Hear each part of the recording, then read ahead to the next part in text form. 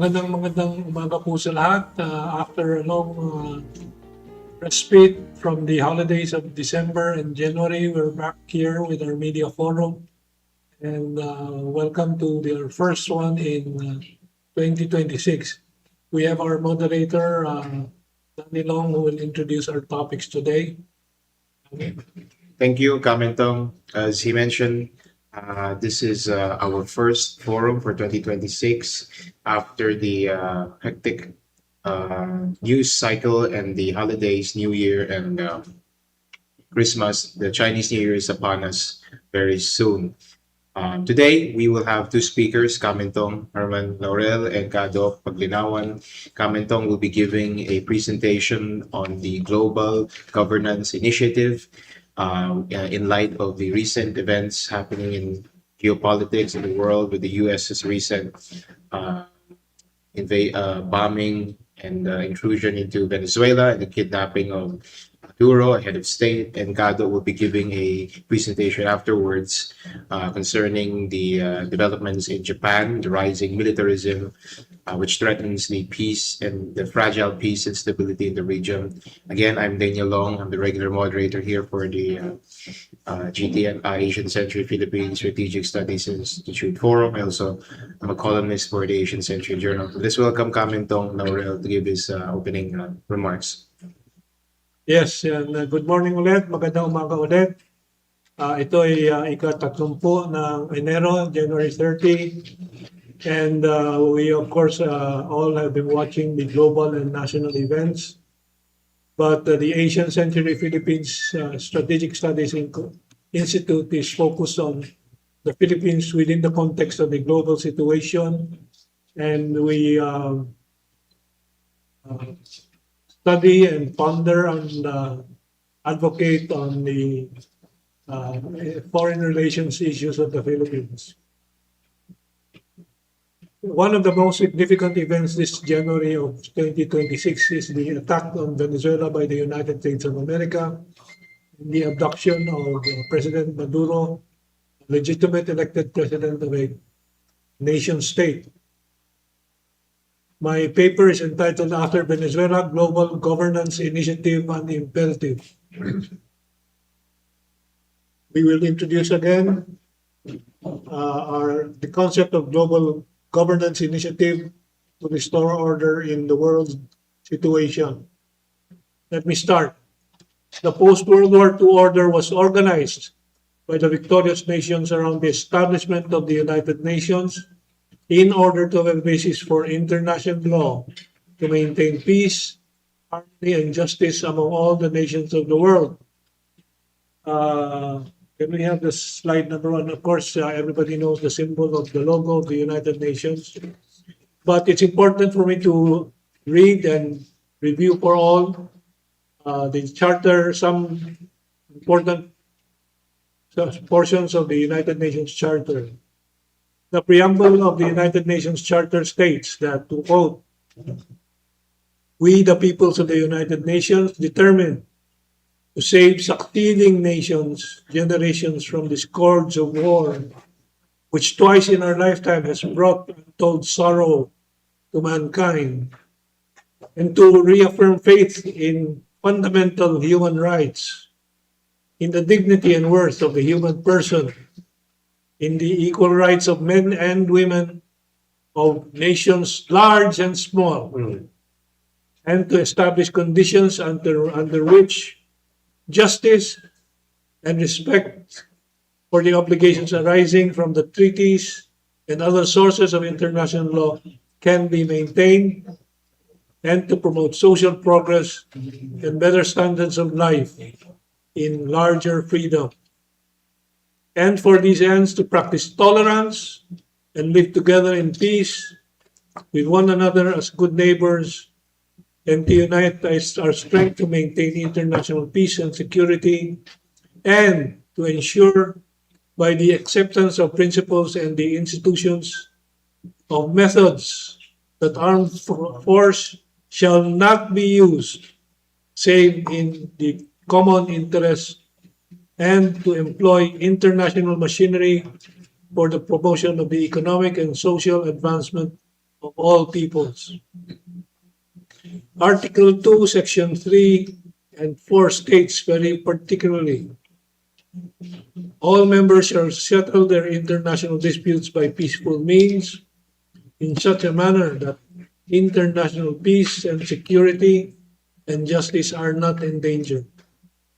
All members shall refrain in their international relations from the threat of or use of force against the territorial integrity or political independence of any state or in any other manner inconsistent with the purposes of the United Nations. Unquote. U.S. attacks Venezuela, abducts Maduro.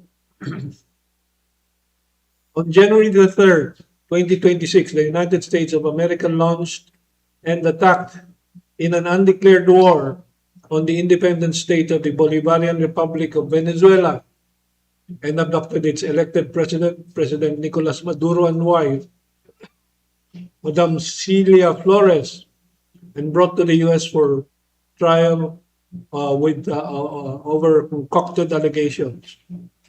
The U.S. attack on Venezuela has been condemned around the globe, from the east to the west, described as might is right and law of the jungle action of the United States of America. This unilateralism, where a nation acts alone and making decisions against all universal standards of international law, the world would descend into chaos if this is not stopped. This was followed by intense threats from President Donald Trump to invade and occupy Greenland by force, and threats at Canada to make it the 51st state of the United States of America. Denmark and the EU has since put up stiff resistance to the US and threatened strategic realignment away from America, while Canada has signed a strategic partnership with China and condemned the quote-unquote rules-based order to the great consternation of President Donald Trump. At the same time, the U.S. is withdrawing from 66 international organizations, including numerous UN bodies, citing that they no longer served American interests, were redundant or mismanaged, with notable exits from climate-related groups like the UN Framework Convention on Climate and the UN Women.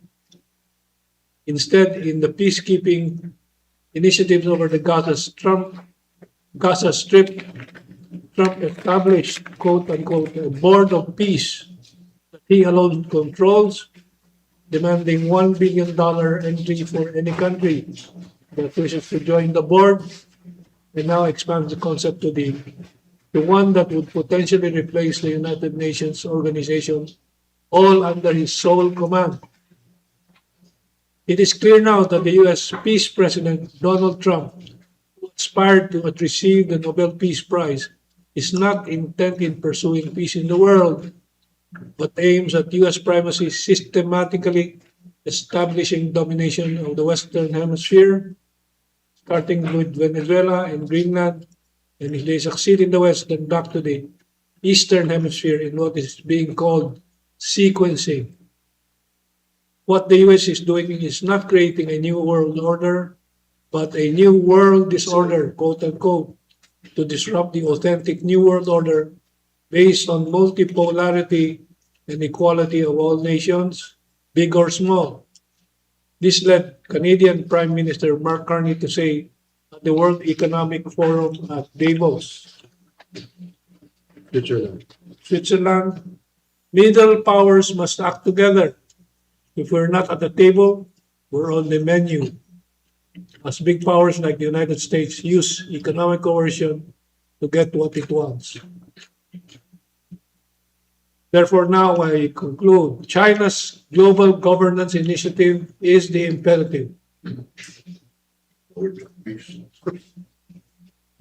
I will explain the details of the China's global governance initiative. But let me begin by a quotation that I often quote now because we see the truthfulness of this in what's happening in the global stage. As the Italian philosopher Antonio Gramsci said, which I often quote in these times, quote, the old world is dying, and the new world struggles to be born. Now is the time of monsters, unquote. Foreseeing the perils of a dominant global power in decline and the gradual end of the unipolar world order, China had been preparing a plan for a new, stable, and just world order based on global multipolarity, with particular focus on the development of the world's emerging economies. In 2021, President Xi Jinping of China introduced the Global Development Initiative, GDI, that aimed to accelerate UN Sustainable Development Goals, focusing on poverty, food, health, finance, climate, industry, digital, and connectivity, emphasizing people-centered, innovation-driven growth for developing nations, promoting shared prosperity and reinvigorating global development efforts. That's in 2021. In 2022, President Xi Jinping introduced the Global Security Initiative, GSI, aiming to build a new security framework based on, quote, common, comprehensive, cooperative, and sustainable security, unquote, promoting peace through compliance with the UN Charter, respecting sovereignty, prioritizing dialogue, and addressing traditional and non-traditional threats like terrorism, climate change, and cyber risks, offering a vision of governance against unilateralism. That's 2022. So we've reviewed 2021 initiative, 2022. In 2023, President Xi Jinping announced the Global Civilization Initiative, designed to promote dialogue, mutual respect, and coexistence among different cultures, religions, and civilizations. The Global Civilizational Initiative aims to counter the idea of the quote-unquote clash of civilizations theory popularized by the West's publication and promotion of Samuel Huntington's book, quote-unquote, The Clash of Civilizations. The Global Civilizational Initiative aims to foster the vision of a quote-unquote community of shared future for mankind. So you can see now we go to the Global Governance Initiative. Aside from being made up of the first three initiatives, the basis for the Global Governance Initiative is sovereign equality, international rule of law, multilateralism, people-centered approach, and it must produce real results like economic growth, livelihood, social upliftment. So finally, on September 1st, 2025, President Xi introduced the Global Governance Initiative at the Shanghai Cooperation Organization, SCO Plus meeting in Tianjin, China, in the presence of the major global South powers, Russia's Vladimir Putin and India's Narendra Modi, and leaders from around 20 countries discussing and promoting the vision of a multipolar world and the tasks towards it. The Global Governance Initiative is based on 5 core principles: sovereign equality, adherence to the rule of law, international rule of law, practicing multilateralism, promoting a people-centered approach, and focusing on concrete, results-oriented actions to make global governance more inclusive, representative, and effective, addressing gaps in areas like climate, finance, and AI, artificial intelligence. Slide number 8. The Global Governance Initiative aims to reform, not replace, the current UN-centered system by ensuring developing nations have a greater role and by tackling challenges through enhanced international cooperation. The initiative has garnered support from over 140 countries and international organizations that have welcomed the initiative and expressed support, including the groups of Friends of Global Governance with 43 founding members, including Russia, Pakistan, Cuba, and Belarus. Experts and scholars are invited to interpret the core essence of the Global Governance Initiative by drawing on China's recent practical cases in international security and global governance, such as mediating the Iran-Saudi conflict, mediating the Thailand-Cambodia border conflict, supporting the ICJ, International Court of Justice genocide resolution against Israel, and issuing official statements opposing the U.S. raid on Venezuela, providing humanitarian assistance to Filipino seafarers and fishermen in the South China Sea, among many other peace and security initiatives. So you can see the many peace projects, mediation projects of China all over the world, in all the continents, reducing conflict and tension in the world. The Philippines and the Global Governance Initiative.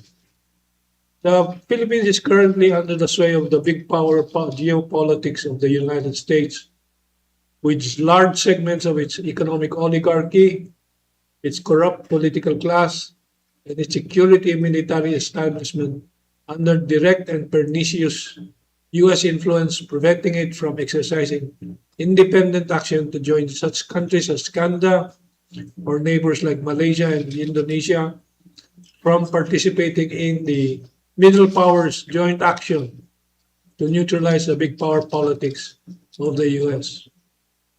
China has never played big power politics, and its differences with the US controlled segments of the entrenched Filipino US proxy elements, it has never used its economic clout to pressure the Philippines.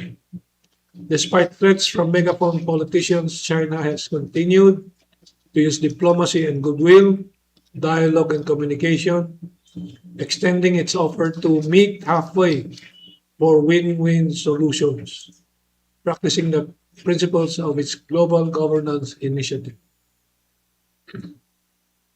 This symposium calls on the Philippine government to work with China towards mutual progress along the path of new type security and global governance, characterized by dialogue over confrontation and win-win over zero sum, so as to safeguard the common security of humanity.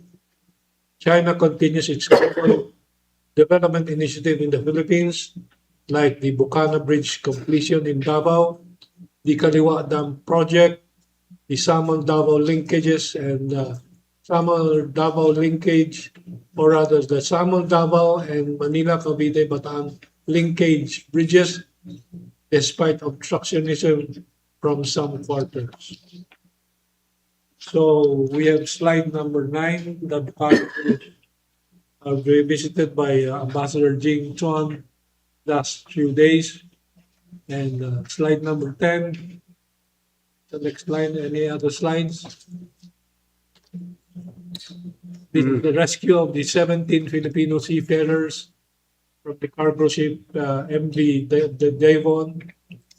And I think that's the last slide we have.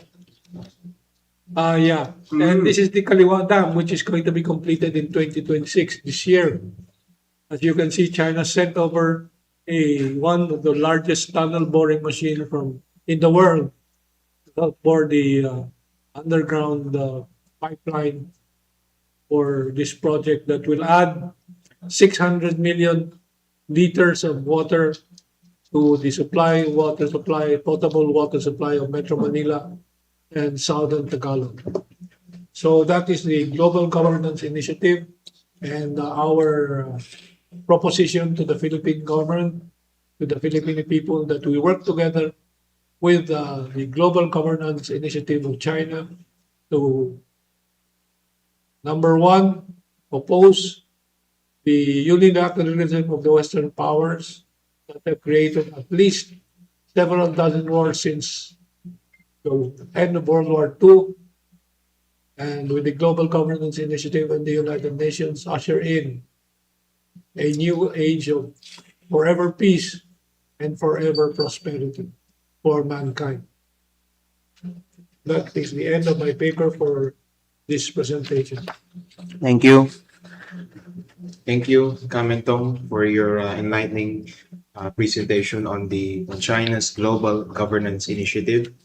Earlier, late last week, whom you referenced, our Prime Minister Mark Carney, Canadian Prime Minister, he said that he admitted that the rules-based order was partially a lie, and that these rules that were set up by the West after the Second World War, which he did say did create a level of fragile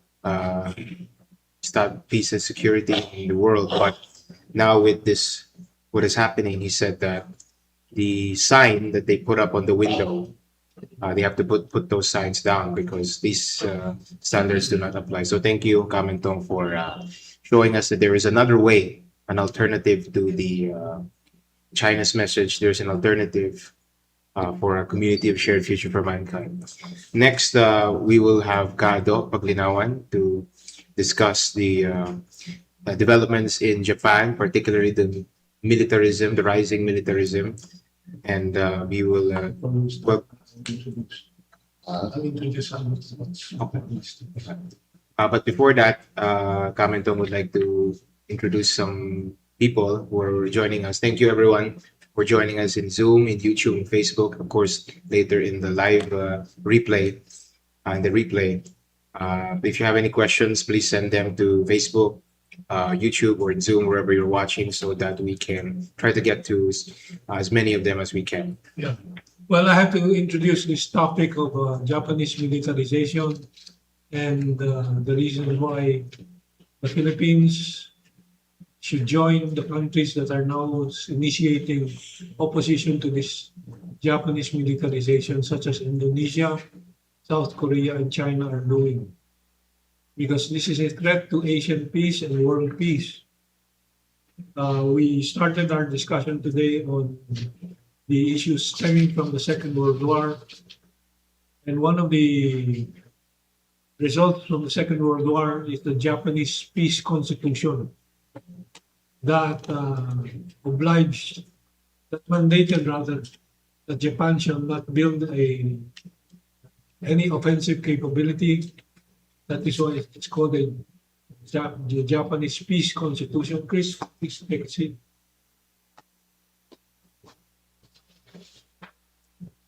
But in the recent years, especially this past year, serious since actually the term of Prime Minister Shinzo Abe, they have been watering down the peace constitution. And in the recent new elections in Japan with the new Prime Minister from the right-wing party, LDP, and then from the right-wing militarist faction, the Japanese defense budget has been increased by 3.5%. There are propositions to expand the Japanese military force, and all of these are being encouraged by the United States of America.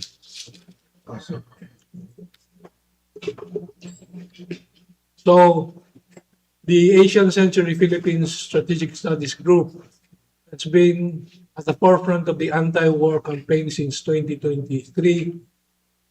We launched the anti-war caravan to Guerrero province, to Cagayan province, to Guerrero City in 2023. We continued this into a symposium and rallies in Cebu and Davao, Cagayan de Oro and Davao. And in 2025, we apex at the conference in Cebu, anti-war conference in Cebu. And this year, 2026, starting February, we will start organizing the anti-Japan militarization and nuclear weaponization campaign as part of the anti-war campaign of the Asian Century Philippines. And so this is the initial paper that I asked our colleague Kaado to prepare for the background to this anti-Japan militarization and nuke weaponization campaign.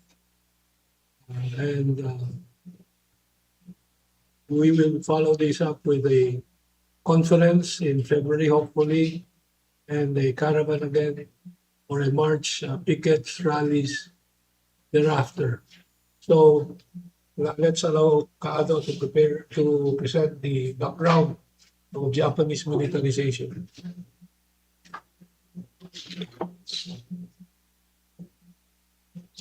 The title of my dissertation is Roots, Rise, Revival of Japanese Militarism Creates Regional Dissonance. Abstract. Japanese militarism's roots and rise are traced back to the Meiji Restoration of 1868, driven by the desire to resist Western imperialism and become a respected power. It reached its peak in 1930s with the militarist dominance over civilian government in Japan, leading to aggression across Asia and eventually World War II. In the post-war era, Japan, as Kabenton mentioned, adopted a pacifist constitution. But recent developments have sparked intense international debate about a potential revival as Japan significantly expands its military capabilities and redefines its defense policy. While I was at this, I had an insight on why we cannot seem to establish a common ground with people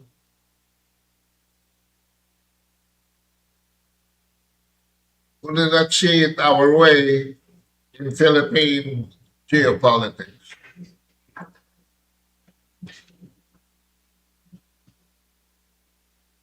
The opposite side of the fence, institutional memory, is only as far back as 1980.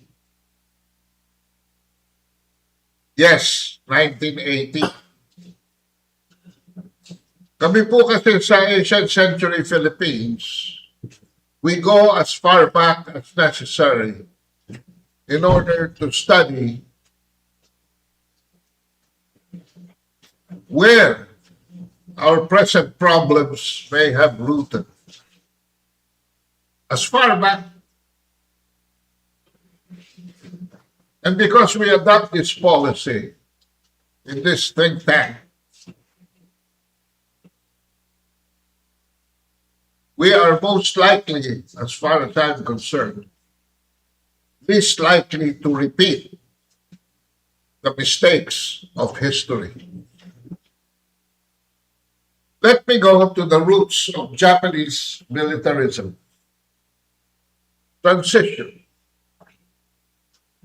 In 1868, the Tokugawa shogun means great general, who ruled Japan in the feudal period, lost his power, and Prince Mochizuhito, son of the assassinated Emperor Komei, was restored to the supreme position, becoming emperor and taking the name Meiji, meaning enlightened rule, for his regime. The last shogun was Tokugawa Yoshinobu. What was the Meiji Restoration?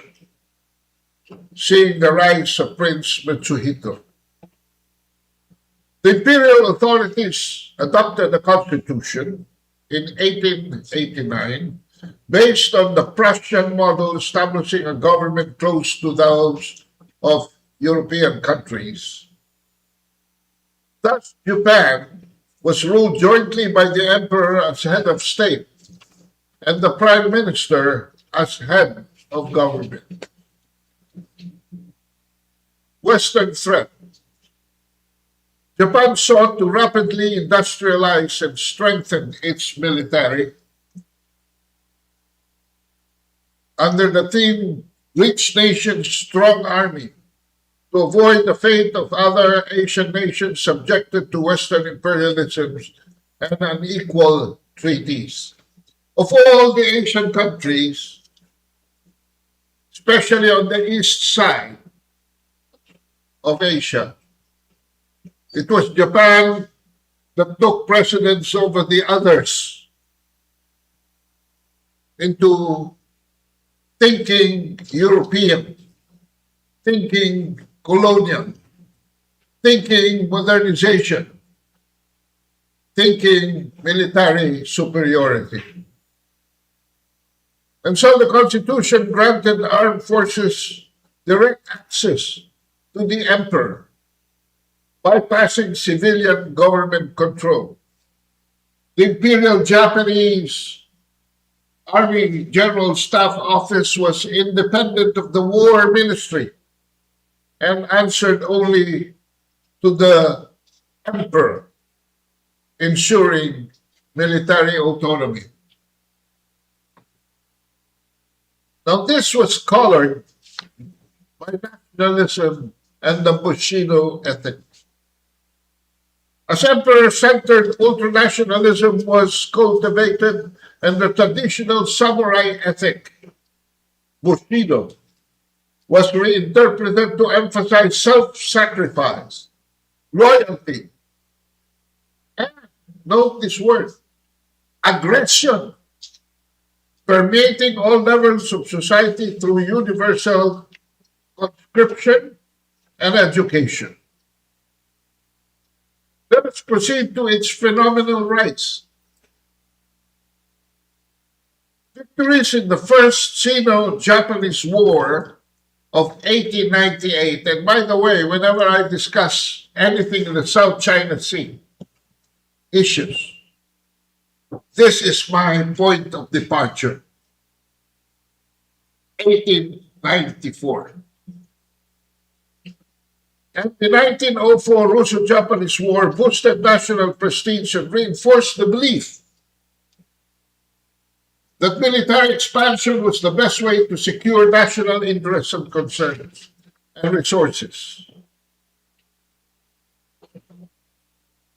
In fact, the conflict between China and Japan started with the First Sino-Japanese War and ended in 1895, a year after, in the Treaty of Shimonoseki, where 3 territories were ceded by China to Japan. And these are the Liaodong Peninsula, including Fort Arthur in Manchuria, Taiwan, which was then called Formosa, and its Pescadores Islands, or Penghu, to Japan. In the Russo-Japanese War, the Pacific Naval Fleet of Russia was decimated by Japan. Well, you can logically conclude, because the center of Russian strength was at the west, very far west, in fact, in Europe.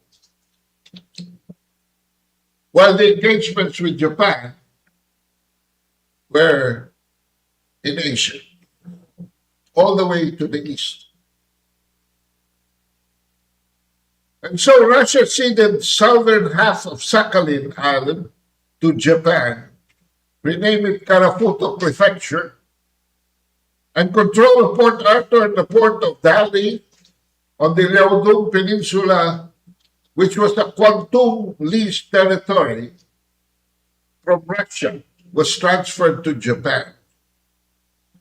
And Russia was also obligated to recognize Japan's paramount interest in Korea and evacuate Manchuria. Very few people know that the Japanese influence in Korea was also very significant. As an island nation, however, Japan lacked the crucial natural resources like oil, rubber, and minerals, which were essential for its industrial and military growth, leading to its expansionist ambitions into resource-rich areas like China and Southeast Asia. Through assassinations and attempted coups in the early 1930s, military officers increasingly dominated Japanese politics, sidelining civilian government and establishing an authoritarian regime focused on imperial aggression. Remember, I took note of that word earlier, aggression, and here it comes again.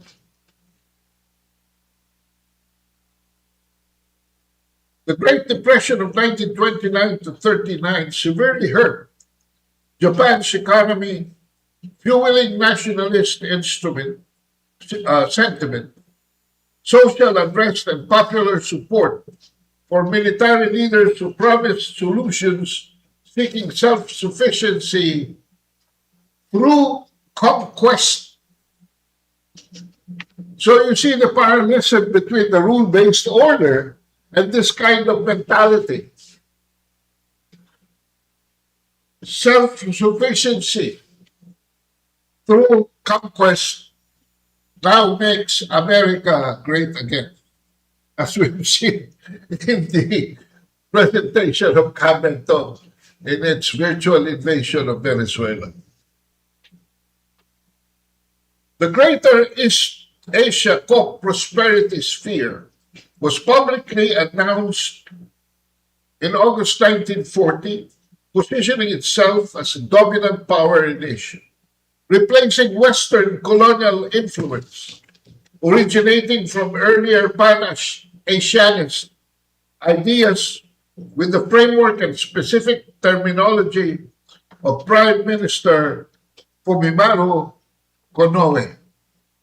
I mentioned the name because if you want to pursue this Greater East Asia Co-Prosperity Sphere, you will have to be a student of former Prime Minister Konoe.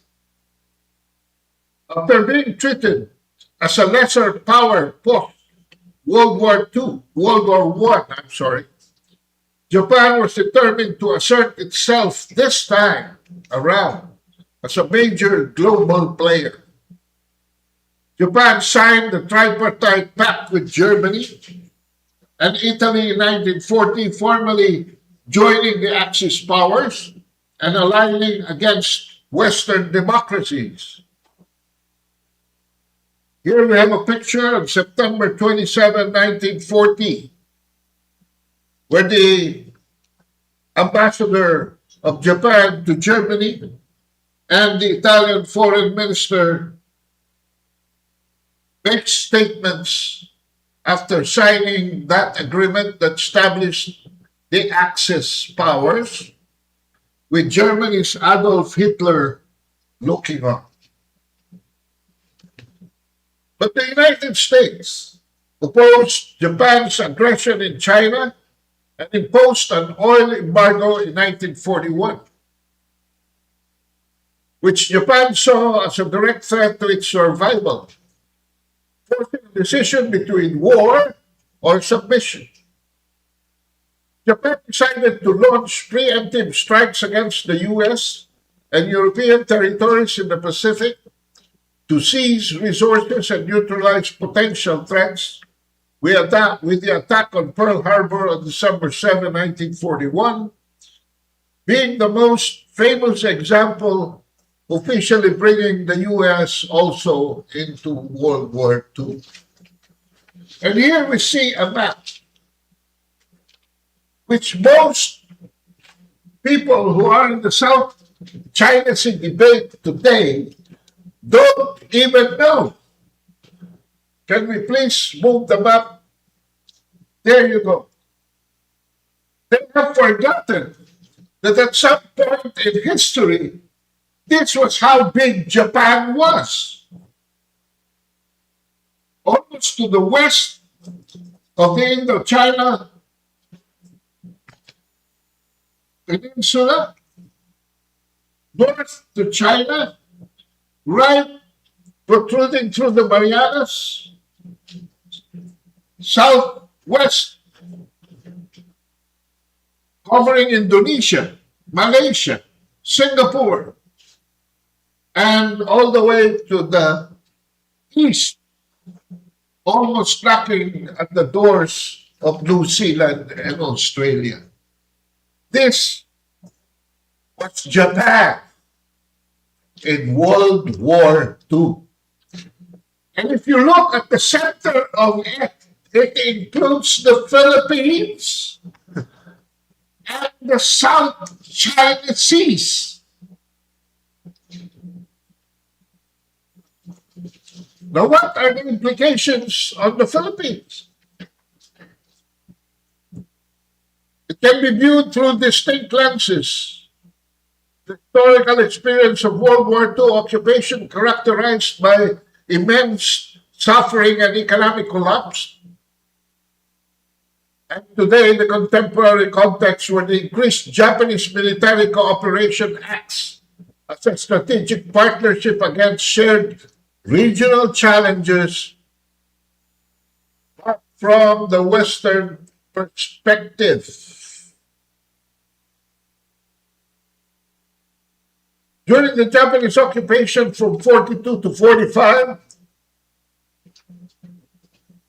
it led to an estimated 500,000 to 1 million Filipino deaths due to war, famine, massacres, disease. Filipinos and American soldiers endured the brutal Bataan Death March, although I have a dissenting opinion on that. And countless Filipino women were forced into sexual slavery as comfort women, just like the women of Korea and the women of China. The Japanese military administration seized control of the economy,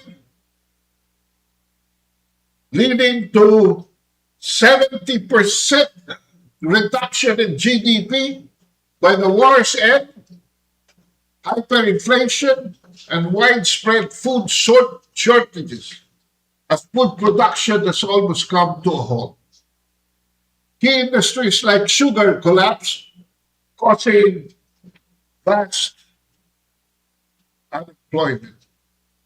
The existing Philippine Commonwealth government was abolished and a Japanese-controlled government was installed. Political and educational systems were restructured to move American influence away and promote Japanese ideology with a strict censorship imposed on literature and media. And in fact, after the war, being born after the war, even at the age of 3, I already knew how to speak Nihongo.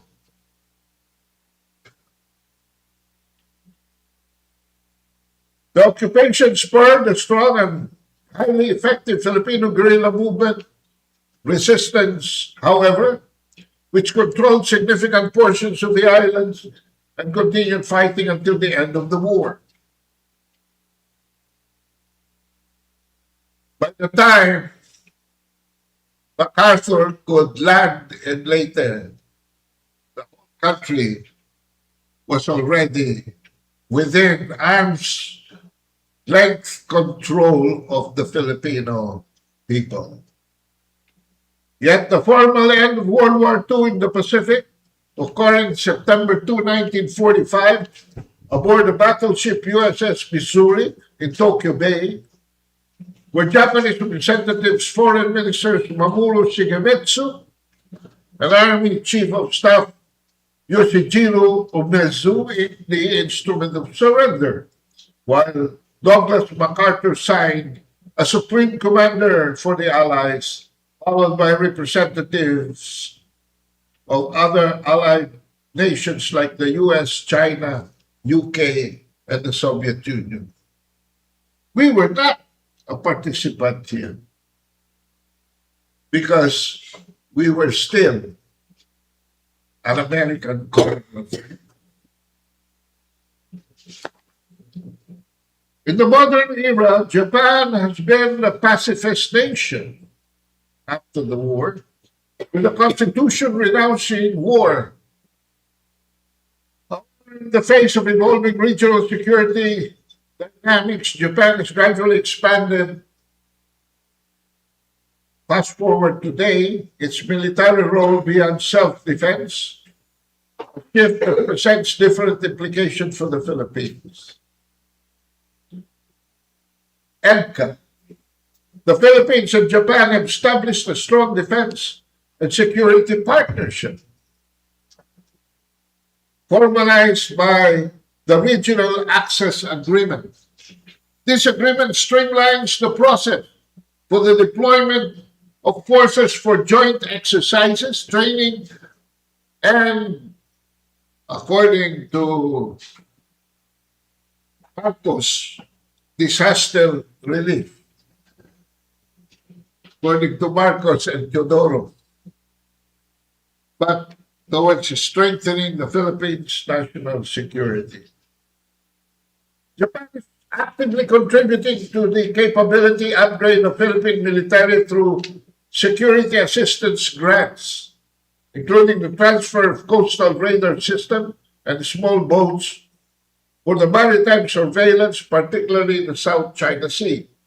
However, in the national security strategy of Donald Trump, he hopes that Japan will take over the modernization program of the Philippine military. A more capable Japanese military, working in concert with the Philippines and allies like the US, they say helps to maintain a military balance in the Indo-Pacific. This cooperation serves as a strategy to deter China's expansionist activities, according to them, and uphold the rule of law in international waters. Of course, we in the Asian century Philippines also have a dissenting opinion. Beyond security, Japan is a major source of development assistance and investments, contributing significantly to Philippine infrastructures like the Metro Manila subway and various railway expansions, but with indefinite completion dates. Following its defeat in World War II, Japan's militarism was completely discredited, and its constitution established pacifism, notably in Article 9 of its constitution, which renounces war and the maintenance of a military. However, the current security landscape has prompted a significant shift in Japan's defense policy, leading to a vigorous debate about a revival of militarism. And so Japan now adopts a new national security strategy that allows for a more active role in collective self-defense and acquisition of counter-strike capabilities, long-range missiles that can hit enemy bases. And for those of you who will read this article in the 18th century Philippines, there is a video there that was inserted. Defense spending has been substantially increased, with plans to reach 2% of GDP. Of course, if you ask the United States, they would want 5%, because the major supplier will come from the US. But 2% by next year, which would give Japan the third largest military budget globally. Sa 2% pala, ang laki na po. Critics argue these changes, along with discussions about potentially revising the three non-nuclear principles and the Constitution of Japan itself, hollowing out of the post-Pacific pacifist identity. Proponents of the changes argue, however, that they are necessary for Japan, as a natural reaction to the challenging regional environment from China and North Korea. Countries in East Asia, particularly China and South Korea, view these actions and accompanying historical revisionism as an alarming resurgence of past militarist impulses that pose a real and growing threat to regional stability. You see, of the four nations in Asia Pacific that is friendly to NATO, namely Japan, South Korea, New Zealand, and Australia, only South Korea thinks with China. And here we see the Tomahawk. Okay? This is a very important component of this militarization. And it affects the Philippines directly, because the Americans have installed the Typhoon missile system here.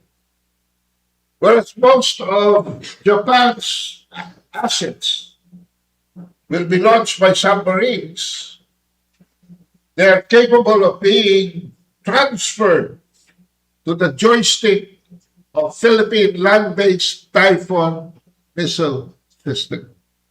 So dyan yung makikita, mga kabansa, kung bakit nakapark dito sa atin.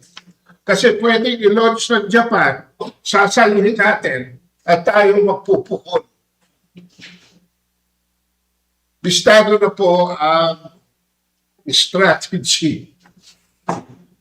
Now, let's look at the perspective from another way. Importante po ito, you know why? Itong Typhoon, itong Tomahawk. Dahil bumili po ang Japan ito 400 pieces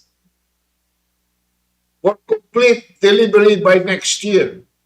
Nagsimula na po. And this can go anywhere. Itong block 5 ba ito? Block 4. This can go up to 2,500 kilometers. So covered po dito ang buong China if necessary.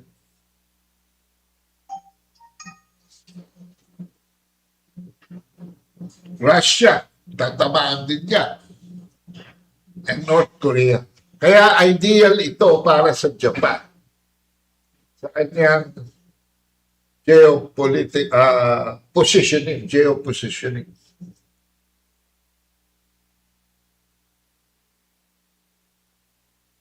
From the perspective of China, however, the current situation is not a full return to the military-dominated government of the 1930s, but rather a significant re-evaluation of Japan's security posture and military capabilities in the 21st century, the nature and implications of which remain a subject of intense debate.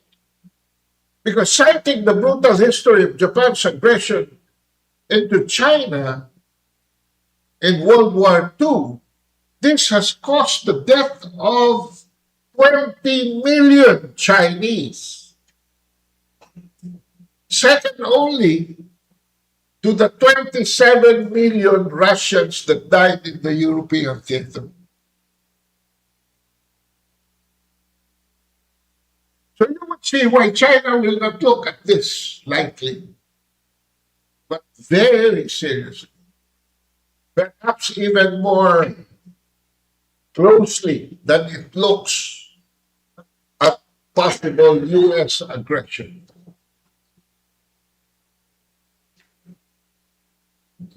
Chinese officials and state media repeatedly emphasized the need for high vigilance against the resurgence of militarism, stressing that the painful lessons of the past must not be forgotten. If you want more information on that, there's a book that was written, The Japanese Invasion of Manchuria and the Rape of Nanking, that is available by Charles Rivers, editors, a compilation of articles. China views Japan's remarks about the potential military response to a Chinese attack on Taiwan as a grave violation of international law excuse me, and a crossing of its red line. Interference in China's internal affairs, as Taiwan it considers as an integral part of the mainland. A core issue of concern.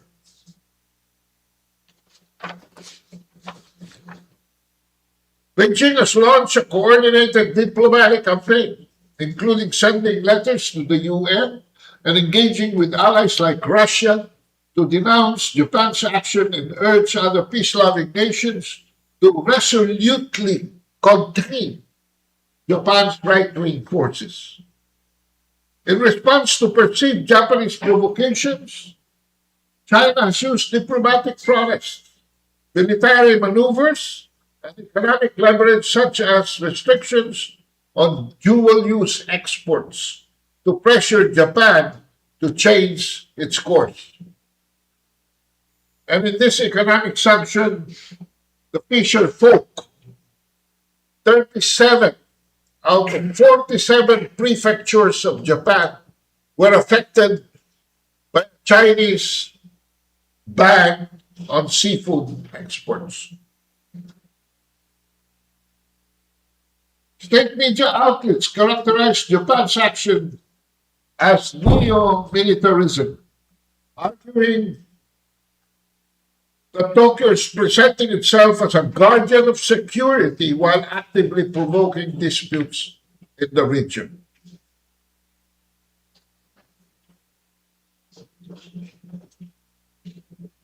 So what are the prevailing dissonance?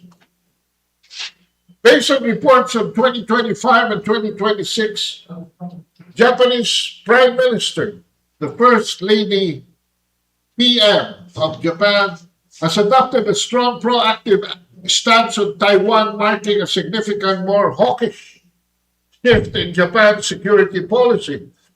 Her position is viewed as continuation of former Prime Minister Shinzo Abe's stance that Taiwan emergency is a Japanese emergency.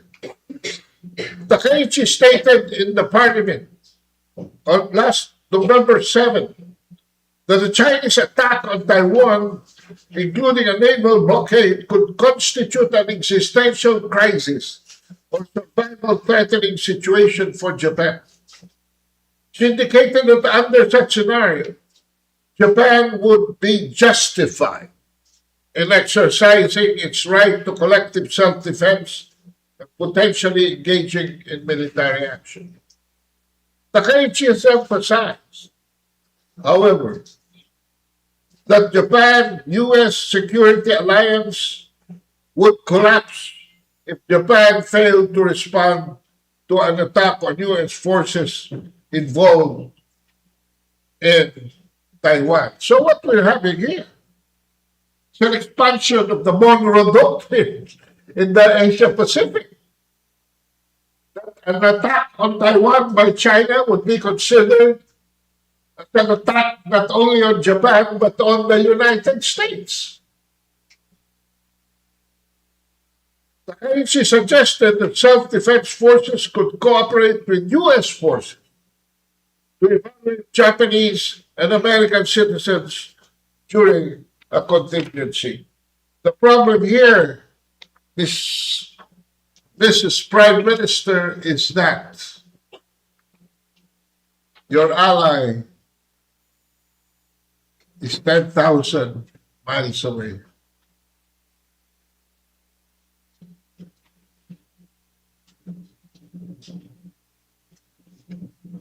Of course, there is no withdrawal of her remarks, despite sharp criticism. And so we go to the concluding prognosis. Because Takaichi is calling 3 months after taking office, ladies and gentlemen. She will subject herself to a snap election. Nakakaingit, ano po? Sana hapon na rin sana tayo in terms of elections. Yung pong ating puno, mag-aapat na taon na, mukhang malapit na rin matigo, ayaw pa po bumitaw sa pwesto. Ito, 3 months pa lang, seeking a mandate na, a new mandate. The overall scenario, as far as we are concerned, must be evaluated moving forward with the 2 treaties the ASEAN has on neutrality and non-nuclear proliferation. We should also have our ears on the ground on the 4 partners of NATO that I mentioned earlier. Unlike Japan, who is umbilically connected to Taiwan for administering it for 50 years. Matatandaan niyo ba sinabi ko kanina yung Treaty of Shimonoseki, 1895? So hanggang 1945, Taiwan was under the administration of Japan.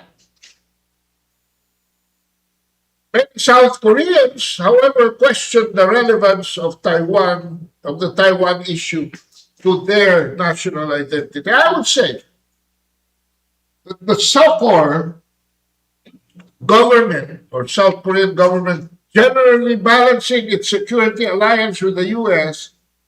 and its critical economic partnership with China on the issue of reunification rather than Taiwan independence. Bakit? Dahil nagre-resonate po ito sa mga Koreano. Just like China's civil war has not ended between the PROC and the ROC.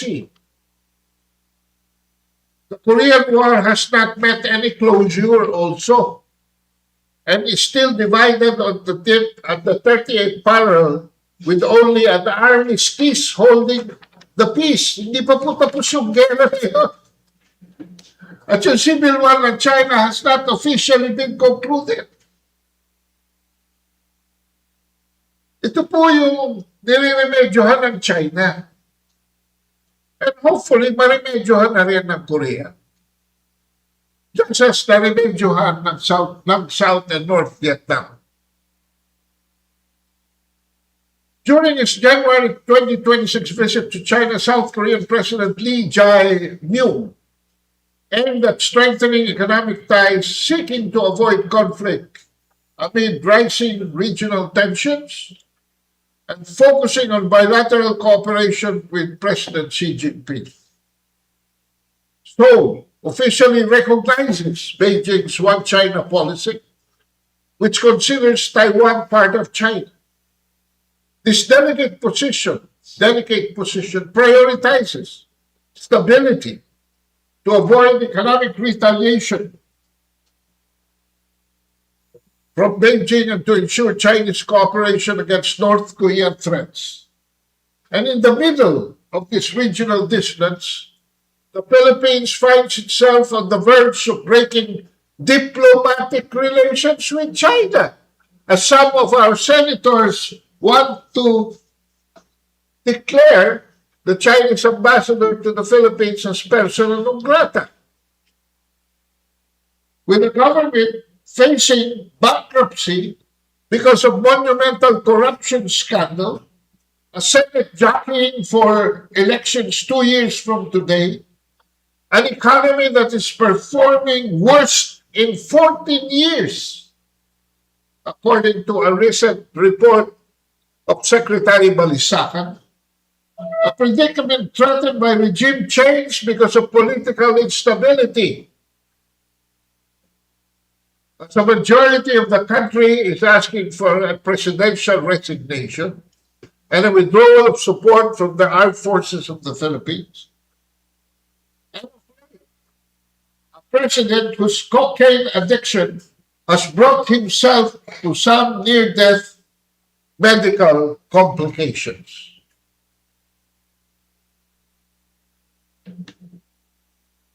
It's still possible to save the Philippines, however, but it must find its way back to a balanced and independent foreign policy. A neo-militarist Japan will only take us closer to the fringes of war and on the wrong side of history at that. Thank you very much. Thank you, Kado, for your very important warning to the Filipino people and the rest of the region on the dangers of a resurgence of a militarist Japan, what it means for the country. We have a few questions here from the Manila Times, Sir Franco Barona, who is here with us, for Kamentong and Kado. So I'll ask the first question for Kamentong from our friend from Manila Times. First question is, you argue that the Philippine political and military elite are under, quote, pernicious U.S. influence, preventing independent action. What is the first most practical step they should take to break this influence and pursue a truly independent foreign policy? Well, my first point should be to clarify that I said segments of the Philippine military and security establishment segments are under pernicious U.S. influence. And I think the most evident now is the case of Tariela, which I don't know if our technicians can find my meme on Cayetano's announcement, because Cayetano charged Tariela of being tuta ng kano and called for an investigation of Tariela. I think this is the most evident case where we can start opening the can of worms of the American influence in the Philippines. Tariela has been able to override the order of the President Bongbong Marcos in November 2023 to de-escalate, which was followed by Vice Admiral Alberto Carlos in his January 2024 negotiations with Senior Colonel Lee of the Chinese Embassy to de-escalate and formulate a modus vivendi that allowed Admiral Carlos to deliver supplies to the BRP Sierra Madre for the first time without any mishap, any encounter between the Chinese Coast Guard and the Philippine Coast Guard. However, this put, instead of praise for Admiral Carlos, it put him in hot waters. And in March of that year, Tariela denied that they had received such orders to de-escalate. So that goes back to 2023 and 2024. And now we have seen how Tariela created this diplomatic imbroglio that almost threatens to disrupt official Philippine-China relations, diplomatic ties. But it was a breakthrough to hear and watch brought out in the Senate by Senator Cayetano that Tarela is bida-bida because he knows, alam niya na yun, nandito. Masyadong bida-bida. Sabi niya kay Tarela, alam mong tuta ng kano eh. So this is now out in the open. Unfortunately, the chairmanship of the Foreign Relations Committee of the Senate was immediately revamped, and the sponsor of the bill, Amy Marcos, Following the filing of the resolution. filing of the resolution, including this call of Cayetano to investigate Tariela. The chairman of the committee, who is an independent foreign policy actor, Amy Marcos, has been immediately replaced by the president of the Senate, Tito Soto, Tulfo. Ah. Tulfo. and replaced by Erwin Tulfo, who has been under investigation for American citizenship, ironically. Now, I think the Philippine Armed Forces and Philippine security establishment is divided between those who are independent and those who are neutral and those who are really pro-American. And I think we can say today that the National Security Advisor, retired General Anyo, is an American proxy that established the West Philippine Sea Task Force and appointed Tariela as spokesperson, who seems to lord it over foreign policy, even over the Department of Foreign Affairs and the Office of the President. So this is, I think, a good beginning if this investigation really pushes through. Any question there? Okay. Okay, the next question, this one will be for Kado. How do you see the issue that the US is repeating its move to impose an oil embargo versus Japan in 1941, but this time against China as reflected in the invasion of Venezuela and the threat of taking over the oil industry in the said country? I'll bring it closer because I read in the news overnight na gusto na rin pakialaman ng US ang oil explorations dito sa South China Sea. Mas malapit yan sa Pilipinas.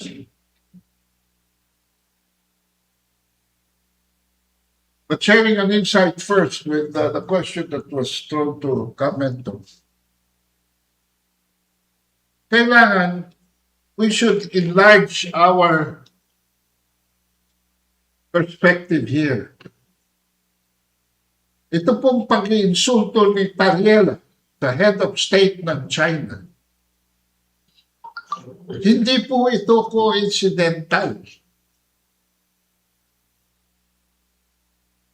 Bakit? Kasi ang sagot sa tanong ninyo ay nagsisimula na po ang Department of Foreign Affairs, ang Department of Tourism, at ang Department of Trade. Coincidentally, ang mga sekretary niyan babae, Teresa Lazaro, Cristina Frasco, and Almiguel Roque. Towards pursuing an independent foreign policy. Ang pinaka-significant po dito ay yung issuance ng visa-free, 14-day visa-free for Chinese tourists, which would graduate to not only foreign currency income by as much sa estimate ni Kamento, conservative si Kamento, mga $1,000 per tourist, let's say. Pero ako, optimistic ako medyo nasa $2,000 per ako. Nung 2017 to 2019, ang average na po ng over 1 million tourists a year ang China dito sa atin. Pero, ang performance ni Bongbong Marcos sa Chinese tourists ay mas mababa pa po kaysa sa performance ni Noynoy Aquino. Alam niyo ba yun? Mas mababa pa po. Wala pa po 1 milyon. Mag-aapat na taon eh. Yung last best full year ni Noynoy Aquino po, 360,000 tourists. So dapat, kung 360,000 tourists, lagay nyo na lang sa 300,000 tourists sa 4 years ni Bongbong Marcos, dapat maka 1.2 million tourists siya. Eh yung po ay equivalent lamang sa output ng 2018 noong panahon ni Presidente Duterte. So where am I getting at? So tama ang simula ni Secretary Lazaro, Secretary Prato, at Secretary Roque. Pag binuksan niyo yung tourism, kasunod na dyan ang trade, kasunod na dyan ang investments. At dahan-dahan na po yung normalization. Bakit normalization? Kasi madalang ang panahon ni Duterte, ang sabi ng Lowry Institute ng Australia, ay 20% lang daw ang na-deliver ng China doon sa pledge ng $24 billion kay Duterte. Dahil yung term ni Duterte ay 3 taon lang po ang normal. Dahil siya ay nasa pawa ng Siege of Marawi at saka ng COVID-19 pandemic at recovery. So the only years that we can really say na normal ang administrasyon ni Duterte was 2016 to the end of 2019. More or less, 3.5 years. Hindi niya nagamparan yung 2.5 years because of force majeure. So pagkalagin na natin, for the sake of argument, na 20% nga lang ang natapos ng panahon ni Duterte. Understandable. Pero yun ay 5 billion. Pag pinactify mo yung mga tulay, lampas na yun doon. Pero huwag na tayong pumunta doon. Napakahabang diskurso nun. Okay. 5 billion lamang ang window. Di, may natira pa ng 19 billion. Di po ba? At yun dapat ang tatapos sa Bukana Bridge, sa tulay dyan sa between Davao and that island, Samal Island, yung tulay sa Cagayan, yung 3 railway project, at tatapos dito sa Kaliwadan, na in-announce natin kanina, at ako doon may 60-40 pa sa langis at gas. Napagpuno, palagay ka natin doon sa 19 bilyones na balanse na umapaw sa termino ni Marcos. At kung si Marcos ay magpunta sa Beijing, nag-commit pa si Xi Jinping sa kanya ng additional 23 billion na yuan. So, ang inuupuan ni Marcos ay 23 billion plus yung 19 na naiwan. At umapaw sa kanya from Duterte. A total of 40 to 42 billion US dollars. If I may add to that, Meron ba kayong nakikita na nangyari this past 4 years? if I may add to that, yung ginastos na ng China sa Belt and Road Initiative is over $1 trillion. $1 trillion. What is $23 billion extra for the Philippines?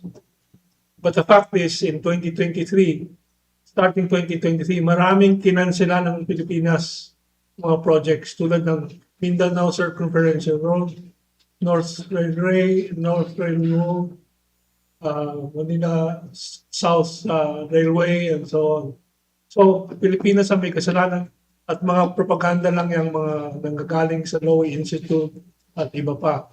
At pati kay Quishan recently, yun din ang inuulit-ulit na propaganda dahil wala namang kalaban-laban ng Amerika sa ginagawa ng China sa Global Development Initiative or Belt and Road Initiative na over 1 trillion and over 120 countries na nabigyan ng mga tulong sa mga infrastruktura. Comment, But there are other comment, questions from yeah, Moderator. yeah. Comment on, just a question, no?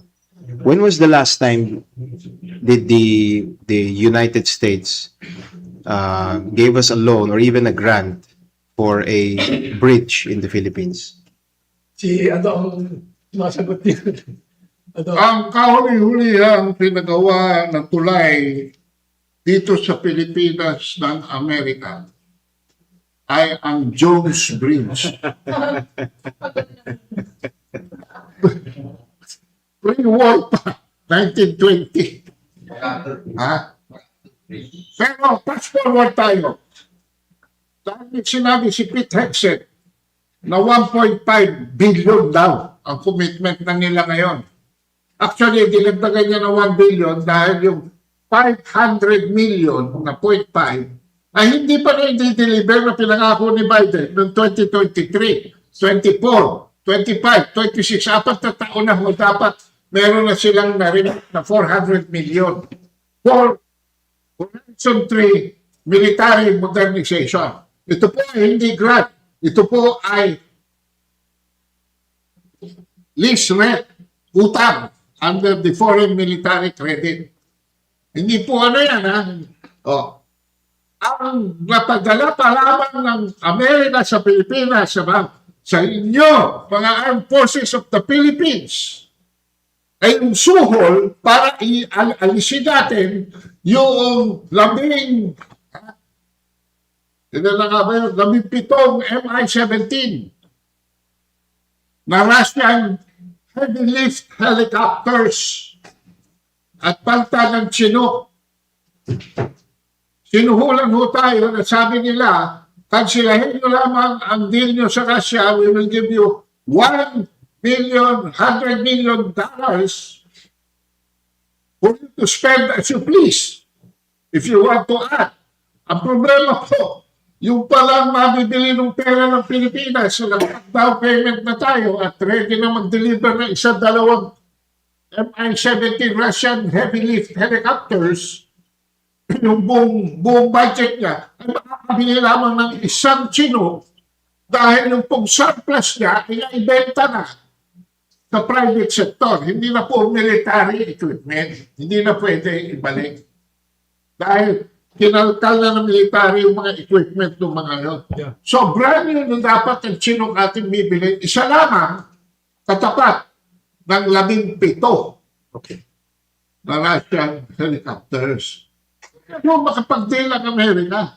For the meantime, wala ni isang Chinook. For the meantime, ni isang heavy lift helicopters, wala tayo. At napipilitan tayo na gamitin yung 48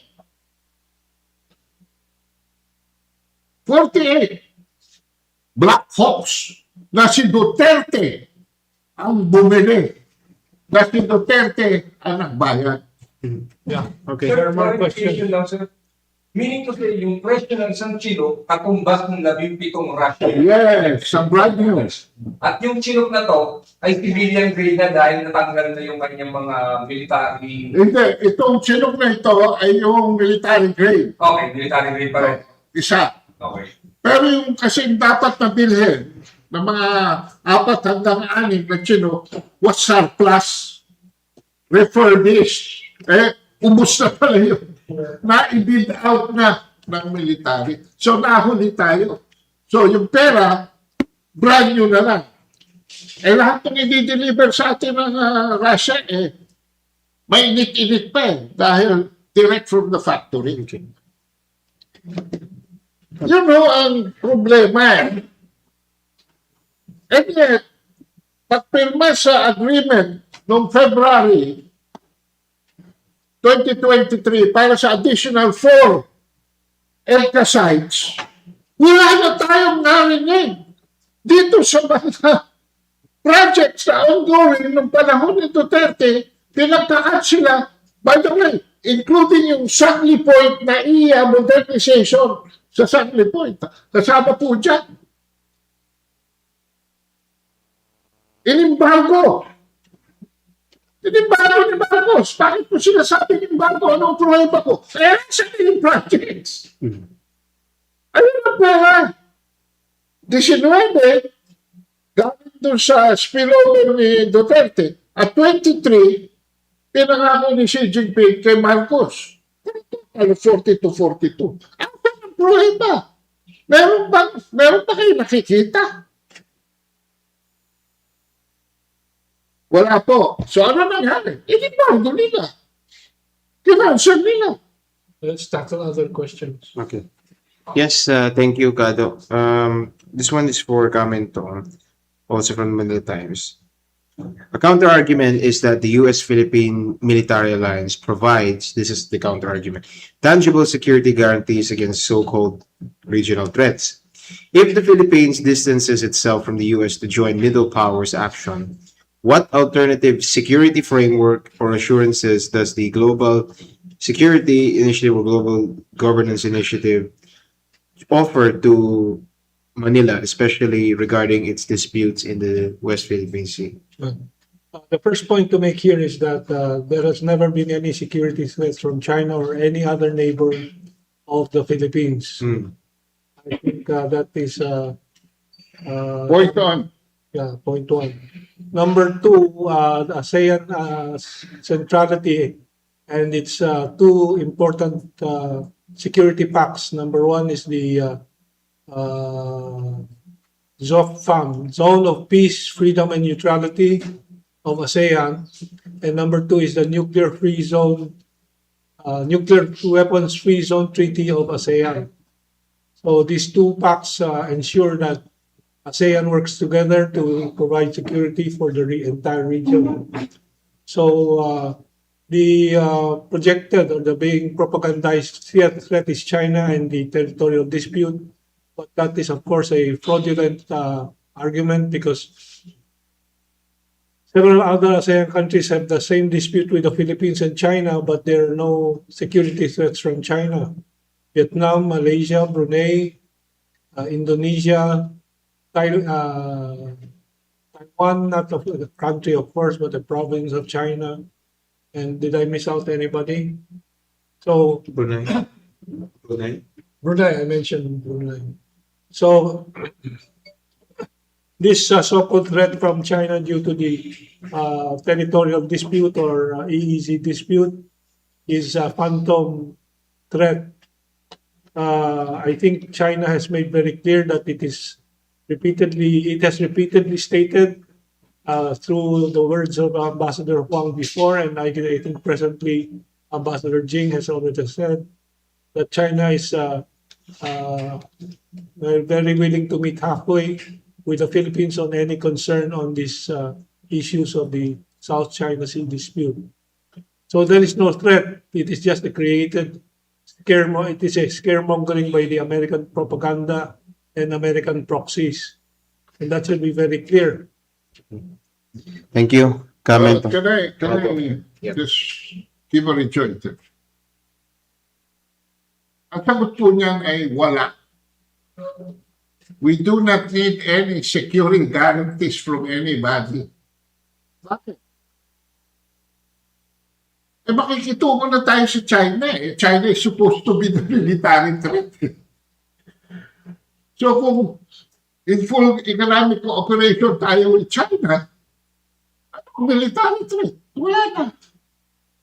In fact, ang military threat is a Trojan horse called the Mutual Defense Treaty. Kailangan ho, yung 1951 na outmoded treaty na yan, that is being interpreted only by the US deep state to protect their interests in this country. At yung mga anak niyan na Visiting Forces Agreement at saka yung ENCA, ibasura na natin. Kaya po, makikita ninyo, siguro mafe-feel nyo na dito sa nangyayari sa Pilipinas ngayon. Na pati ang ating Senado ay baka po naapektuhan na ng toxicity ng Mutual Defense Treaty na yan. Dahil nung manalo po noong 2025, ako po ay very optimistic na itong ating Senado might be an independent Senate. Pero ano nangyayari ngayon? Nagiging instrumento po siya at lahat ng ginagawa sa loob niya ngayon ay pagtatakip sa mga skandalo na involve ang gobyerno nito. Wala na pong pakialam sa foreign policy, wala na pong pakialam sa national interest, wala na pong pakialam sa gross domestic product, wala na pong pakialam sa tourism, trade, and investment. At ngayon, may isa pa silang pagtatakpan. Yung inkapasidad ng ating Pangulo na mamuno sa kanyang sakit na according to medical sources is a mimic of cocaine addiction. Let's not get into that issue. Well, okay. I would like to add to that, no? Ang threat talaga galing sa Estados Unidos. In the book Killing Hope of William Bloom, he counted 50 countries invaded and intervention of the United States of America. And dito sa latest national defense strategy of the United States, it is already very clear that the United States is withdrawing from the other hemisphere and focusing on the Western hemisphere only temporarily. They're just consolidating their control over the Western hemisphere and will go back to asserting their primacy globally, their hegemony. So the Philippines and China has never had any security issues for 1,000 years. And this is a concocted threat that China is a threat to the Philippines. And so yun po ang dapat natin pagtulungan ipagpalinaw, ipagpaliwanag sa ating mamamayan. Yeah. Sir, for the soundbite, init yung bangayan ni Cariela at ng Chinese Embassy na damay ng Senado matapos mapasakto itong si Cariela. Anyway, ang tanong dito, ano ang pwedeng maging implikasyon kung sakali na ideklarang persona non grata ang Chinese ambassador? At sinabi ng embahada na they're working as a main policy mo isa. Anong implikasyon? Na implikasyon sa ating bansa, anong mangyayari? Well, unang-unang kailangan natin ipaliwanag itong mga pinagkagawa ni Tariela ay pinagalitan na ng Department of Foreign Affairs. No, na hindi naman binanggit si Tariela pero malinaw po sa liham ni Tess Lazaro, Secretary of DFA, to Risa Hontiveros na off limits ang heads of state. Can we show that quotation? Nandiyan ba si Joshua? Yung quotation from Teresa Lazaro's letter. So malinaw po, may kastigo na kay Tariela diyan. Yung heads of states are off limits. Eh, hindi ba ininsulto ni Tariela si President Xi Jinping? So nandiyan po ang Tapos statement ng kastiga. Nagsinungaling pa na hindi daw Tapos yun ay inilantad ng Chinese Embassy yung kanyang video na nagsinungaling si Tariela na hindi niya binanggit si Xi Jinping. Pero sa video, it was 7 times na binanggit niya. So yung pagsisinungaling ni Tariela ay lantad na po at bistado na po. And the DFA has made a position. Actually, ang DFA also in that same letter to Risa Hontiveros castigated the senators when it said that the debate should be done professionally. And then dyan. the part after number 4 is a key. We would not generally take part in statements of other agencies and officials, particularly if this may have been made in personal or unofficial capacity. Hmm. At saka yung end ng paragraph 4, our statement should consistently position the Philippine government as taking the higher ground. Foreign heads of state and government, in particular, should be off limits or at least treated with respect regardless of our personal views. Yung ulat ng ABS-CBN tungkol dito sa liham, hindi sinama itong second page. Tinanggal. So, kawalang-hiyaan din ng mainstream media po natin itong mga nangyayaring hidwaan sa... Ano ang laman sa page? Ito po. Ito na. Ito po. Yeah. Can I have a copy of this? Yes. So, yung... Hindi naman ni Sec Lazaro yun, yung second page. May pirma. I'd like to read the relevant part, if we could. Ito yung important part. While the lively exchanges of views are permitted in our democratic society, so that is parang di ba may sinabi si Tulfo na democracy, this is kung ayaw ng China ng democracy dito, pwede silang lumayas. So I think this is a reference to that. While the lively exchanges of views are permitted in our democratic society, the Department of Foreign Affairs reiterates that differences and disputes between states are best addressed through established diplomatic channels rather than in public. So and I think yan yung diplomatic way of telling them, please keep quiet. So, si Tulfo, siya yung may kaso ng dual citizenship. Yeah. Na sinasabi niya, Siya ang nilagay. immigrant po na siya. So, That's right. TNT. Yung TNT. Tulfo is an oddity. It's the only person in the entire universe that has been born twice. First in Leyte as Erwin Teixeira Tulfo. Second, 2 years after, as Eric Sylvester Tulfo from Hawaii. So, ito po ang hindi natin maintindihan. And if I may sidetrack a bit, gusto kong i-take note dito ang atensyon ni COMELEC Chairman Garcia. paano nakalusot? Napakabilis ng kamay niya. Nung tanggalin niya yung 3 nanalong Duterte Youth sa party list. Napakabilis ng kamay niya, miski wala siyang poder dahil napag-desisda iproklama na. At dapat ibigay sa House Tribunal ang issue nung kay Abante sa Congressional District sa Manila. Proklamado na nga. Pero, hindi lang niya tinanggal yung duly elected. Hindi niya ni-refer sa Electoral Tribunal, dinesisyonan niya at in-install niya si Abante. At bukod doon, nilagay pa niya yung isang party list ng Gabriela. Ang bilis kumilos nitong si Chairman Garcia. At sinisisi niya ang publiko, ang botante, dahil maniro tayo pumili. Oo. Ha? Diba yun yung games na sinabi? Pero dito sa kaso ni Tulfo, hindi ko na malaman bakit hanggang ngayon wala siyang desisyon dito.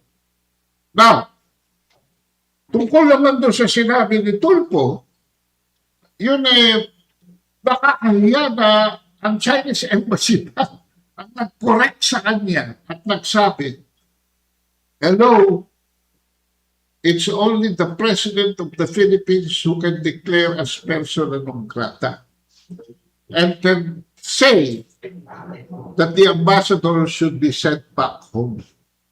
Ang hirap dito, establishing a very bad precedent.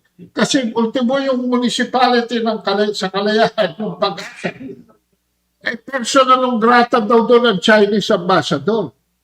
Alam nyo, maghulos dili kayo. Dahil yung West Philippine Sea ninyo, labas na yung municipality nyo. Kung ito ay nakakarating sa inyo dyan sa municipality o Pag-asa, kayo po ay situated outside Ditong claim ni Tariela na 200 nautical miles from Palawan.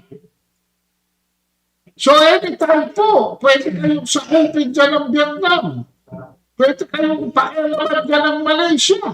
Pwede kayong pakialaman dyan ng China. At walang tutulong sa inyo. Dahil ang mga Chinese Coast Guard lamang ang malapit na nagpapatrolya. Okay, let's So get down maghunos to the- din tayo pagdating sa mga ganitong statements. Yeah, these following questions will be for Kaado for about his presentation earlier on the rising Japanese militarism. So, first question here is, how does China's stated position, that tolerance for Japan's remilitarization endangers the post-war order, shape the landscape for Southeast Asian nations like the Philippines?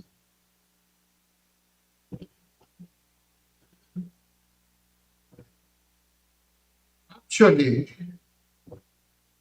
there are two perspectives here, di po ba? Sabi ko nga.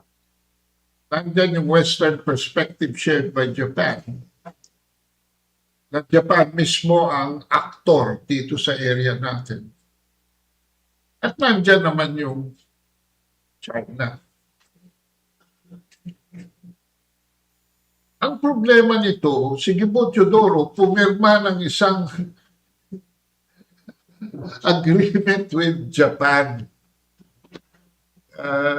Let us put our feet on the ground. No? So hindi lang po tinali ng Amerika ang ating katauhan sa MDT, EDCA at saka Visiting Forces Agreement. Itinali po ni Gibo Teodoro ang ating mga kamay. And I think this is the permission of the President. Otherwise, bakit sa pipirma? Sa isang agreement with Japan. Na halos may epekto rin ng EDCA. Sa ngayon po, pwedeng takuhan na, no, ng mga Hapon ang mga EDCA bases natin on the basis of that agreement. Alam po ba ninyo yun? So, at pangalawa, pinakakatiwala na tinutulak dahil hindi kaya ng Amerikang pangatawan ng mga EDCA na kung maaari ay pera ng Taiwan ang gamitin at suportahan ng Japan ang modernization ng mga EDCA bases. Yun po ang gusto ng Amerikano. Doon ang direksyon nila. Kanina nga, na-establish na natin, huwag na tayo pumunta sa detalya, na wala naman tayong mahihita dito sa mga security agreements nito. Ni kundulig mo, walang pupunta sa bulsa nyo dyan. So ano ang gusto ninyo? Yung ironclad commitment ng US? Yung ironclad commitment ng Japan? Possibly. Remotely, however, ang ironclad commitment ng mga Taiwanese versus yung already proven track record ng Belt and Road Initiative. At napatunayan na rin natin doon sa 3.5 years ni Duterte na pwedeng in so short a time ay bumulusok ang ating ekonomiya. Hindi bumulusok. Pumain bulog. Mag-take off ang ating ekonomiya in so short a time. Ano ang ating gusto as a people? Mukhang hindi yata sang-ayon ang gobyerno na tayo ay maging masaya, na tayo ay maging matiwasay, na tayo ay maging maunlad. May I just bring back this discussion to the Japanese Constitution, Peace Constitution. I just like to read a short history of the changes. Constitutional reform in Japan, colloquially known as Kaiken Ron, is an ongoing political effort to reform the Constitution of Japan. The effort recently gained traction in 2010s as the Japanese government under then Prime Minister Shinzo Abe attempted to revise Article 9 of the Constitution, which prohibits Japan from having from waging war as means to settle international dispute. So Shinzo Abe has been trying to change that, as well as prohibiting Japan from having an armed forces with war potential. But that is exactly what is happening with the increase in the Japanese defense budget and the proposal to increase its number or personnel in the defense forces. It is called the defense forces because it should not be called the armed forces. It's just for defense. But that is crucial to understand for the Filipino public. And as we know, and as I reported a while ago, as written by William Bloom in his book, The Rogue State, the United States sponsors proxy wars to destabilize the world, sell arms, and maintain their global hegemony. Back to you, Adam. So yun po, ang choices that we have to make. And I don't think there is any part of our government today, except yung tatlong agencies na minention ko kanina, na nag-iisip sa turismo, sa trade at sa investment, ay sumulong tayo with China. Ang choice po actually common sensical. Pero malayo po, no? Ang tanaw ng mga namumuno sa atin ngayon. So, ewan ko kung makapaghihigpit pa kayo ng sinturon, no? Baka po kasi in the following days, may mga movements dyan na pwede rin yung i-consider na maaaring makaibsa o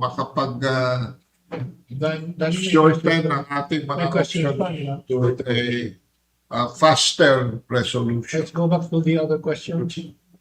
Okay, this question is for Kamentong also from Manila Times. Earlier, you noted that China has not used its economic clout to pressure the Philippines despite the tensions, the territorial disputes, and the maritime row.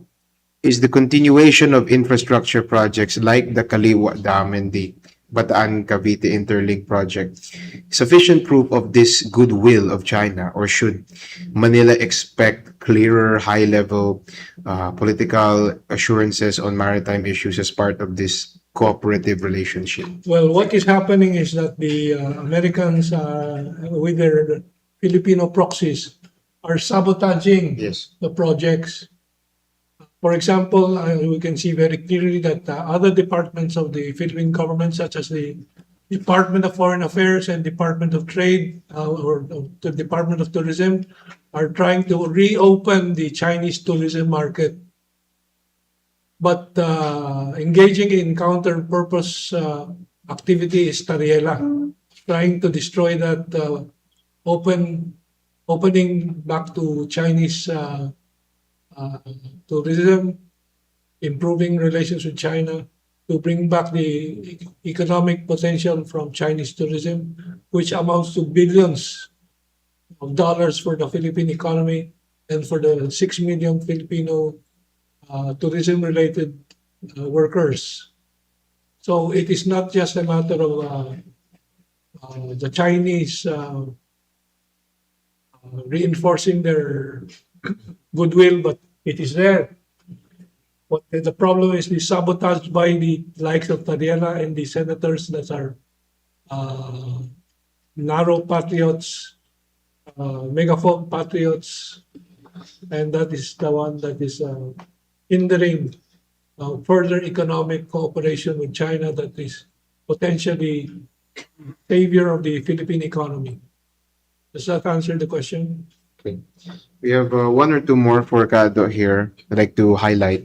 First one is, moments or a while ago, you mentioned that the Philippines should get rid of the Mutual Defense Treaty. But at the moment, we are the only treaty ally with the US. We're the only state in ASEAN who's a treaty ally of the United States. With Japan's rise in the resurgence of militarism, what are the implications for the Philippines of a more militarily active Japan and a strengthened Japan-US alliance, given that the earlier also you also brought up the new national security strategy or defense strategy of Donald Trump. How can the Philippines navigate between its alliance with Washington, which supports Japan's new posture, and yet called for a the need for stable and economic and balanced diplomatic relations with China? Um, Nakakalungkot pong sagutin ito dahil wala po tayong choice. Yung mga namumuno natin ngayon ay parang nakatali ang kanilang mga kamay. Sila ay, they have been taken hostage by the United States interests. And yet, paradoxically, Trump seems to be going the other way. So, yun po yung mga paradox, yung mga... Pero sa ngayon po, with a president like Marcos, na walang ime, pinababayaan niya si Gibo Chodoro. Again, whose citizenship is under question. Pinababayaan niya si Tariela, pinababayaan niya si Ed Anyo. Wala po tayong, we will be drugged in case something happens in Taiwan and Japan reacts aggressively. Sabit po tayo eh. Parang yung kompromiso natin sa Amerika noong World War II na almost simultaneous to the bombing of Pearl Harbor, ay binomba po ang Pilipinas. Sabi tayo to a war not of our own making. Wala po tayong choice dyan because of our present leaders. The only way out there is a possible change in leadership. But that is another issue, no? But to be insisting in an atmosphere na may nag-i-embargo, may nagsasabotahe, may nag-i-insulto ng mga taong makakatulong sa atin, wala po tayong choice kung hindi makawit sa isang gusto that is not of our own making. Okay, I think we'll get to one question in YouTube. May tanong from Ma'am Dorina Rojas. Can you please scroll up a bit sa comments? Which one? Okay. She asks, Dorina Rojas asks, are our senators that ignorant or stupid enough, her words, to drive out the Chinese ambassador? Do they know the consequences of those pronouncements? So this is for both of you.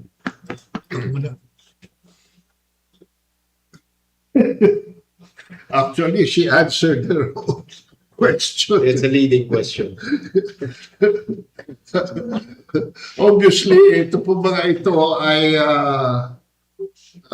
meron pong, how do you call it? Compelling obligations to speak in defense of Tariela. Ang nakakalungkot po dito, before this happened, Tariela and Raymond Powell were accusing pro-China bloggers of being echo chambers to Chinese policies in the South China Sea and Chinese perspectives, which is of course not true. Dahil yung mga bloggers po ay only reporting and reacting to what they are seeing, objective reality. At yun daw echo chamber na yun ng China ay bayaran. At then, boom, sumabog itong iskandalo. At nakita natin yung totoong echo chamber ni Risa Hontiveros, ni Erwin Tulfo, ni J.D. Ejercito, ni Kiko Pangilinan, at ng One Ball University, ni Tuta Sen. So, sino ang may echo chamber? At sino ang bayaran? Bakit parang obligado sila? Nanggigiratin pa. No? At wala na sa wisyo. Dahil lumabas na sila ron sa issue ng kabalbalan ni Tariela doon sa, yun lamang naman ang issue eh. Sa kanyang behavior sa St. Benilde Forum, kung saan ininsulto niya ang isang head of state. After that, tinanggi pa niya na in-identify niya. Nagsinungaling pa siya. Yun lamang naman po ang issue doon eh.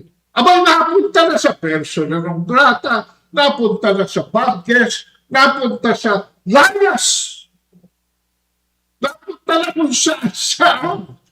So if I may add to that, Kado, tapusin mo lang yan. Well, anyway, I think natauhan ng maraming mga senador at maraming mga kritiko ng China nung si Jason Sa ay nag-post ng paalala na may kalahating milyong Filipino overseas workers sa Macau, Hong Kong at sa loob ng China. I think naputulala ang marami po dyan ng mga kritiko ng China dito sa relasyon. Tungkol doon sa tanong mo, Franco, maraming natulala at tinatauhan sa mga senador at pati si Tadela walang sagot dito. Nung pinaalala ni Jason Sa na may kalahating milyong OFW sa Hong Kong, Macau at China nagtatrabaho at naghahanap buhay at malalaki ang mga sahod, mga kinikita. So that should put a stop to many of the bickerings from the senators and from Tadela. I have not heard a response from Tadela to that. No? No. So they diverted to the freedom issue, democracy issue Yeah. that are only relevant to the debate concern. Okay. So I think we can Si Cathy may tanong. Miss Cathy. Curious Hi, lang good morning. ako, kasi tinatanong din ako ng ibang mga listeners. Siguro si Kuya Adam maganda ang being different diplomat siya.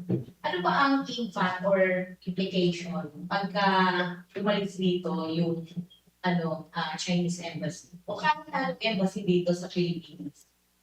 Embassy. Ano mangyayari? You can just imagine na wala naman ako pinatutukola na gagawin ng China at after pauwiin mo yung pero palagay na natin na magsara ang China Embassy dito. Saan kukuha ng visa ang mga komersyanteng Pilipino papunta sa China? Yun ang automatic. Sarado eh. Di ba? Yun ang una. Mga gusto mag-apply doon ng scholarship. Mga gusto mag-apply doon ng negosyo. Gusto pupunta doon para mamasyal as turista. Simulan mo doon sa 500,000 Filipino workers. Simulan mo doon lang. Oh. Sino magre-represent sa kanila? So, fair game. Fair game sila lahat. But, ito ang aking kinatatakot dyan. Ilan ang populasyon ng Pilipinas? 120 million? Opinion natin, walang epekto sa makapal na mukha ng ating gobyerno. Pero sa China, 1.4 million. Alam nyo kung saan natatakot ang mga government officials sa China? Sa public opinion ng China. Mapubuhay ba ang matiwasay ang kalahating milyong Pilipino sa China? Yes. Kung magkakaroon ng negative implication ng pagsasara ng embahada rito, baka pagsasapok-sapukin ng mga tao natin to. Baka mamaya tisud-tisurin na lang sila habang sila naglalakad. O baka mawala na sila pare-pareho ng trabaho. Ang problema ho, yan ang danger ng racism. Na yung ang rasa ng isang tao ay ginawa mong issue laban sa katauhan niya. Yan po ang kinatakot ko nung ako'y magsulat ng libro about COVID-19. Ang title, No Vaccine for a Virus Called Racism. Diyan po tayo dinadala ng mga, sabi nga, ignorante at mga stupido senador, no vlogger. No? Diyan na tayo gusto dalhin. Sabi ng DFA naman malinaw, declaring anybody personal non grata is the last resort. Yes, yes. Actually po, personally, hindi po, kasi ninyo, tuyado. Nag-alala ako. Nag-alala ako. Kasi, hindi lang dun sa mga Pilipino natin na natin. Hindi yung mga nandito. Kasi, parang kaibigan mo ng Chinese, Filipino Chinese. So, ano nangyari sa kanila? 28 million po ang Filipino-Chinese sa Pilipinas. So, pati negosyo nila will be adversely affected. So, well, ang hindi ko po talaga maintindihan, these are commonsensical questions. You don't need a Jason San to bring this up, but he did. Thanks to him. Because ito, ikaw halimbawa, ha? Oh, meron tayong isang tao doon ngayon taking a PhD. Ano mangyayari kay Ana Malindugoy sa China? Yun na lang pa. Oh. Yan ang pinakamalapit sa Asian century, no? So, isipin nyo, kung kayo ay may anak doon, kung kayo ay may kamag-anak doon, anong representasyon? Maaari po bang magsara ang embassy dito nang hindi rin pinasasarahan ng China ang embassy natin doon? Dahil sa diplomasya po, may tinatawag na reciprocity. You close my embassy there, I will close my embassy, your embassy here. Automatic po yan. Without necessarily cutting diplomatic ties, you close me there, I close you here. What happens? Let your imagination travel. Okay, I think we can Yeah. conclude. Nakakapahal. Well, you can imagine lang, isang tarela lang gumagawa ng lahat ng gulong ito because protektado ng Amerikano. That's why the investigation sana matuloy, but with the Army matters out of the Foreign Affairs Committee. It's that quote from Edmund Burke. Kita nyo, hinaharang nila kagad yun. Kasi noong iniimbestigahan yung flood control, hinaharang nila yung Marcoleta. So, kita nyo na yung pattern. Isa lamang, no? Protect, no? Ang kanilang, save the king at all costs. Yun ang kanilang platform of government. Edmund Burke. Yeah, well, you mentioned, no, it's just this one very noisy, no, in my view, Commodore. And siya yung ugat ng, genesis ng lahat ng ito, which you said. I recall the quote of Edmund Burke, no, the only thing necessary for the triumph of evil is, good men to do nothing. And we're one of the people who are doing something about it. Of course, we have to give credit to Senator Amy Marcos, chairperson, now former chairperson of the Foreign Relations Committee, for filing that resolution, no? Which I think all of us have successfully, seriously lobbied for it to do. Ginamit niya yung position niya para gawin ng tama at to reaffirm na yung mandato ng DFA. Ang DFA lang may yung lead agency para magsalita tungkol sa disputes with China at asking the public officials to be professional, off-limit yung mga heads of state at dapat it will be best to settle these disputes in private, no? Hindi yung mga ingay, megaphone diplomacy. So, I have one or two sentence actually. Lumabas sa Manila Times na The Senate President is questioning the constitutionality of the Supreme Court's power of judicial review. Can you imagine? Nasa gutter na tayo. Ganyan na ho kababa ang diskurso sa Senado. A Senate President questioning the constitutionality of the Supreme Court's power of judicial review. Ito ho ay pasakalye na lamang, no? Bago tayo magtapos. Maraming salamat. Okay, thank you. Okay, that is the one. Okay. Thank you. So we had a very lively and enlightening forum. Thank you to Kamentong and Gado for your presentations, respectively, on the global governance and security initiative as an alternative to the changing world order. And of course, to Gado for warning us about the rise of militarism in Japan and what it means for the regional peace and security and stability of this region, what it means, of course, for our country.